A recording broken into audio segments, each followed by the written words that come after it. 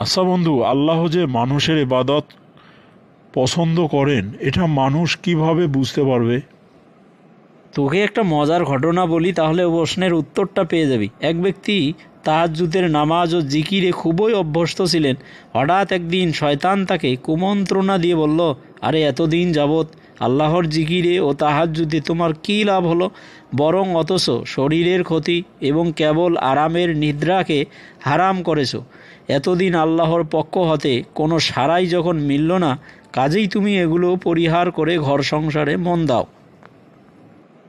শয়তানের কথা মতো ওই ব্যক্তি নিরাশ হয়ে ঘরে গিয়ে আরামের সাথে এই নিয়তে ঘুমিয়ে গেল যে আর সে তাহাজ্জুদ নামাজ আদায় করবে না, কারণ এতদিন নামাজ আদায় করে সে কোনো ফল পায়নি।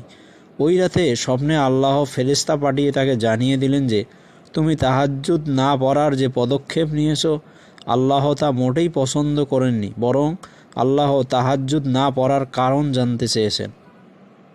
ওই ব্যক্তি ফেরেশতাকে উত্তরে বললেন যে আমি অনেক দিন যাবৎ তাহাজ্জুদের নামাজ আদায় করতেছি এবং দোয়া করতেছি। আমার নামাজ কবুল হচ্ছে কিনা বা আমার দোয়া কবুল হচ্ছে কিনা এটা আমি বুঝতে পারতেছি না, তাই আমার হিম্মত খান খান হয়ে ভেঙে গেছে।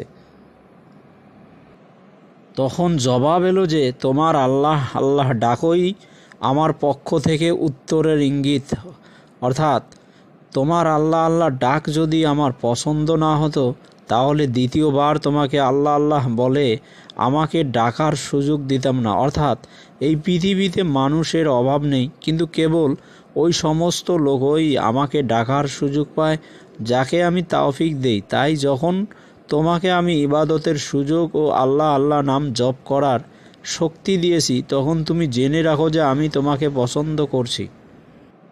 বুঝছিস? এই গল্পটা জানার পর আমি আল্লাহর অনেক শুকরিয়া আদায় করেছি যে আল্লাহ আমাকে দয়া করে যে মুসলিম বানিয়েছেন। আমাকে তো হিন্দু বানাতে পারতেন, বৌদ্ধ বানাতে পারতেন, খ্রিস্টান বানাতে পারতেন বা অন্য কোনো ধর্মাবলম্বী বানাতে পারতেন।